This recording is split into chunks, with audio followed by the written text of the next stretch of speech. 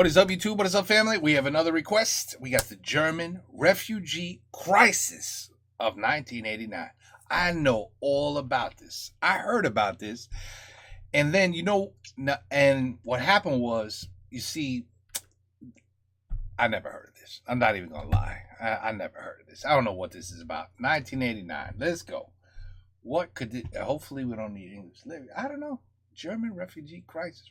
So, you're German, East German, and it's the summer of 1989. Where do you go on holiday? Why, Hungary, of course, and not just for the culture, deep-fried food, or lack of viable alternatives, but also for one other key attraction, Austria. Let's rewind a bit. Earlier that year, gentle reforms by the Hungarian government had begun, the most important of which for our purposes was the removal of the fencing between Hungary and Austria. The Hungarian government ensured that this act was made as public as possible, having electric fencing purposefully removed in front of Western film crews, and began allowing travel across the border after decades of having Western Europe completely locked off. And they even hosted a picnic to celebrate.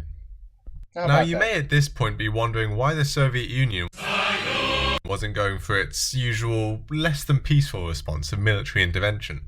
Well, that's because the Soviets, under the leadership of Mikhail Gorbachev, were operating under the wonderfully named Sinatra Doctrine, which took the stance of allowing Warsaw Pact members to do it their way and make their own futures. So, whilst the Soviets weren't happy, they weren't going to intervene either. This left Hungary by themselves, and by September, the Iron Curtain had fully come down around them, which sparked thousands of East Germans packing their Trabants and flooding to the gap.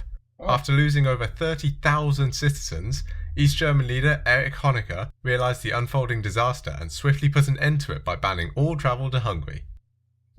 Wait, did he say lost? Wait a minute. What? Which sparked thousands of East Germans packing their Trabants and flooding to the gap. After losing over 30,000 citizens... 30,000 what? ...their Trabants and flooding to the gap. After losing over 30,000 citizens... I can't, what the hell is it? I don't even know what word, 30,000 something. Systems? What? East German leader Erich Honecker realised the unfolding disaster and swiftly put an end to it by banning all travel to Hungary. Problem was, the citizens were already... is that what he said? Citizens? Is that what he said? Pretty psyched to be heading to the west, so rather than just giving up and going home, they turned their sights instead to Czechoslovakia.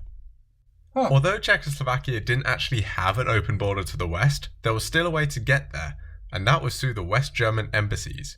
The embassy in Prague, amongst others, became the scene of GDR citizens scaling the walls to take refuge inside and demanding passage to the west.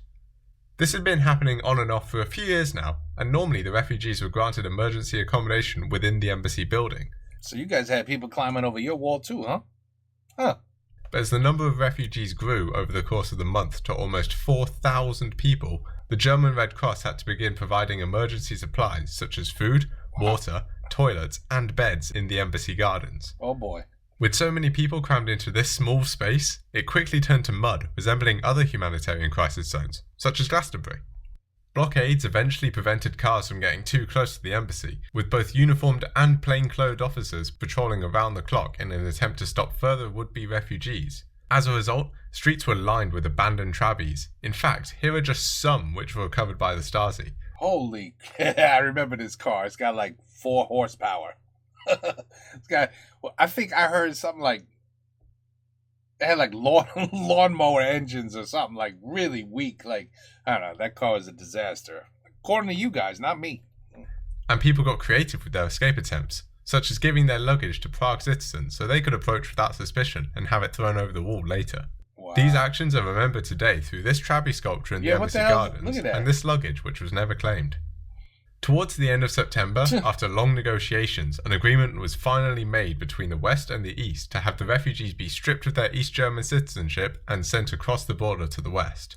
After hours of rumours of a breakthrough, on September 30th, West German Foreign Minister Hans-Dietrich Genscher addressed the crowds of refugees from the balcony of the embassy in a moment which can still give you shivers to this day.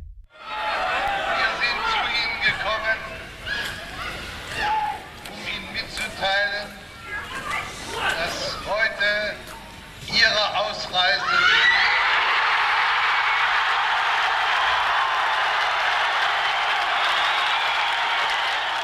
Within Wow. hours, sealed buses and trains began carrying the refugees to West Germany. But rather than go there directly, part of the deal was the brilliant idea that they must pass through East Germany. Honecker planned to use this as an opportunity to humiliate the traitors and make an example of them.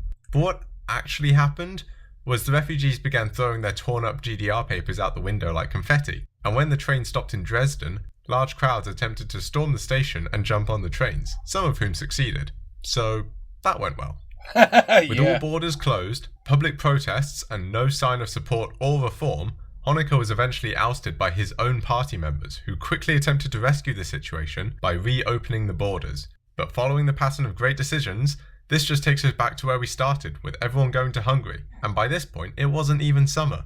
Schools and factories closed all over the country because everyone had left for the West, which wrecked the already struggling economy, and this continued for weeks until one final confused decision was made on November 9th, when government spokesperson Gunter Schabowski read aloud a note at a press conference stating that East German citizens could apply for travel and emigration permissions to the West.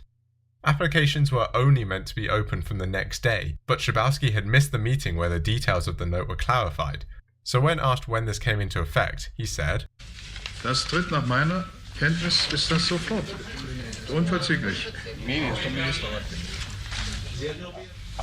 Also doch, ständige Ausländer können über alle Grenzübergangsstellen der DDR zur BRD bzw. zu Berlin-West erfolgen. Yeah, there was no coming back from that one really. And within hours, crowds were gathering on both sides of the Berlin Wall with the border guards, who didn't know what had been happening on the news because they'd been at work, attempting to stall for time. Luckily, rather than things turning violent, one officer, Harold Jäger, disobeyed his orders and began letting the crowds through, effectively opening the border and ending the crisis. There you have it. There you have it.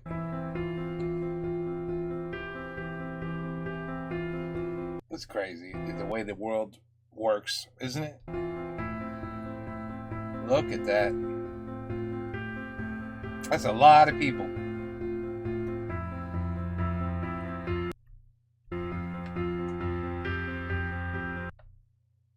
I'm sure there's some Germans watching this right now that are like, I remember that like it was yesterday. It was the greatest day of my life. That sort of thing. You know what I mean?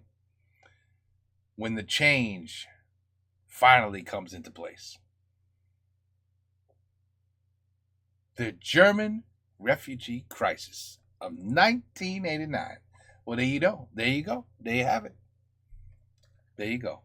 I learned one more little thing in my little brain of what's going on around the world. You see? Just with a video like this. See, next time somebody says that, I'll be like, oh, yeah, 1989. Yeah, That's when they opened the borders. I remember that. I even saw a video. Yeah, see? But I got a feeling for you Germans. This is way more heartfelt. You know what I mean? There's some passion in here when you watch this. I'm sure of it. Anyway, it's a beautiful thing. You know, it's the governments realizing that once again, they don't know what the hell they're doing. And then they correct it when they realize they're complete failures. They have no choice. They finally correct it. They finally give up, you know? Some governments just never learn. And some, as you can see, do. They do learn. Eventually. It takes a long time sometimes, but eventually they get it right. Eventually. Well, there you have it. I don't know who requested. You know, I got so many requests. I'm losing my mind. I don't even know. But whoever sent this, thank you. Thank you. And there you go. I learned a little bit more about Germany. Take care. Peace out. And gute Nacht.